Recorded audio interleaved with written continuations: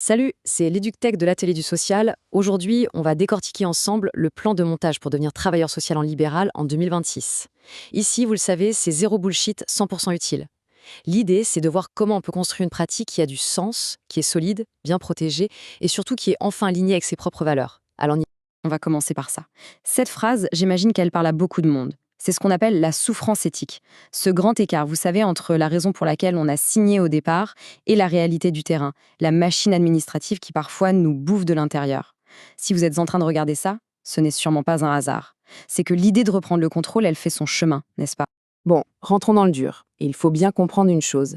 Ce passage en libéral, ce n'est pas une fuite, loin de là. C'est plutôt le réveil de l'expert qui est en chacun de nous. C'est juste l'évolution logique d'un professionnel dont les compétences sont devenues trop grandes pour le costume qu'on veut lui faire porter. Et ça, c'est le point de bascule fondamental. Votre diplôme d'État, aujourd'hui, ce n'est plus juste un bout de papier. C'est un grade de licence, un niveau 6.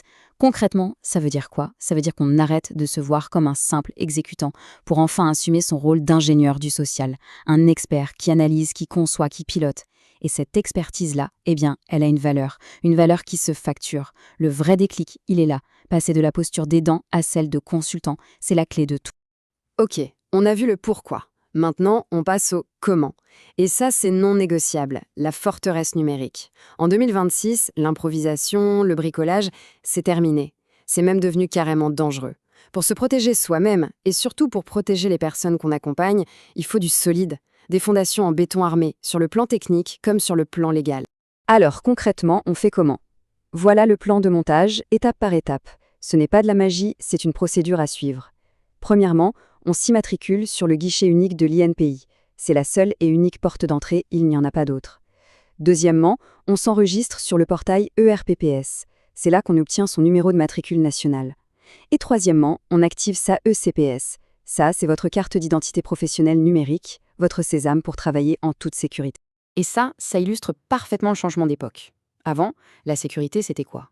C'était la parole donnée, le secret professionnel, et le bon vieux dossier papier dans l'armoire qui ferme à clé. Aujourd'hui, en 2026, oubliez ça. La sécurité, c'est une infrastructure numérique, des données chiffrées, des serveurs certifiés HDS pour les données de santé, et une authentification forte avec la ICPS. Pour être très clair, envoyer un rapport social par une messagerie classique aujourd'hui, c'est une faute professionnelle grave. On continue avec l'équipement. Voici votre gilet pare-balles juridique, indispensable. Et attention, il y a 2 pièces et il faut absolument les 2. D'abord, la RC Pro. Ça, c'est pour couvrir les boulettes, les erreurs. Un mauvais conseil qui a des conséquences financières, c'est elle qui paye.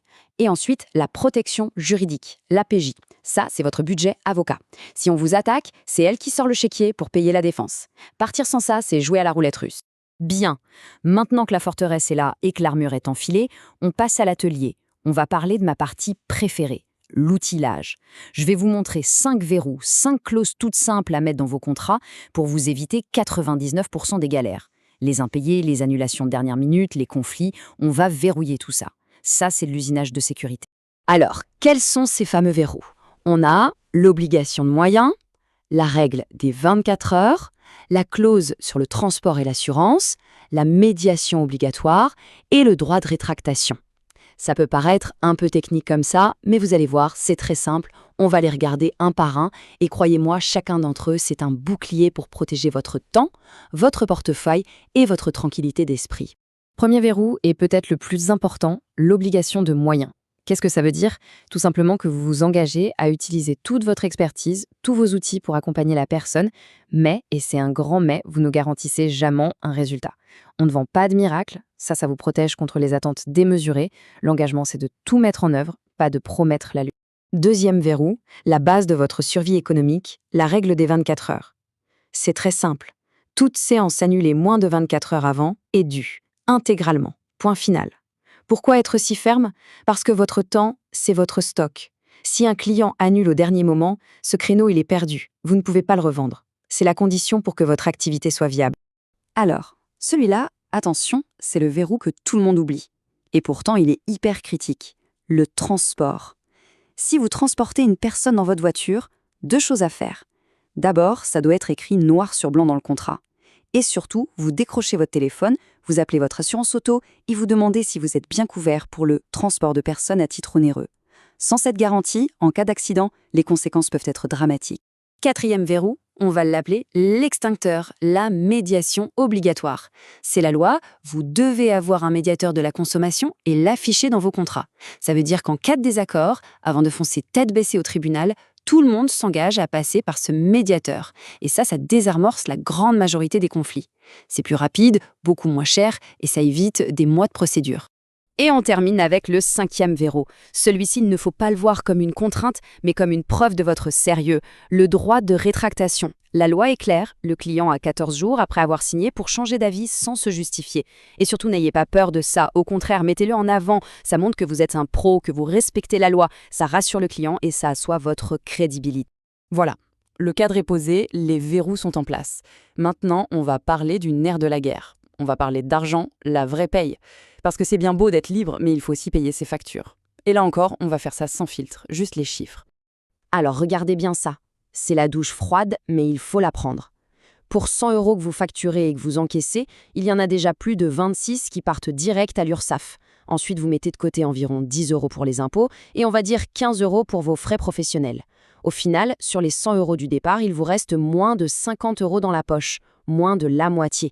Ça veut dire que si vous facturez 40 € de l'heure, vous gagnez moins que le SMIC. Voilà la réalité. Bon, alors, comment on s'en sort? La réponse, elle tient en un chiffre. 450 €. Ça, c'est votre boussole, c'est votre taux journalier moyen, le TJM. Et ce n'est pas un chiffre au hasard. 450 € par jour, c'est ce qu'il faut viser pour pouvoir payer toutes les charges, se verser un salaire correct, provisionner pour les vacances, la formation et surtout pour valoriser votre expertise de niveau 6. Ok, on a la structure, les outils, l'objectif financier. Mais je sais très bien que ça ne suffit pas. Parce qu'il reste le plus gros morceau, souvent le dernier obstacle, la peur. Toutes ces petites questions qui tournent en boucle dans la tête et qui paralysent. Alors c'est le moment de les affronter. Allez, on y va. La peur des impayés, on a vu, c'est le job des verrous dans le contrat. Le risque de se faire attaquer en justice, c'est le rôle de l'armure, la RC Pro et la protection juridique. La peur de la solitude, ça se gère. On prévoit de la supervision, on se crée un réseau.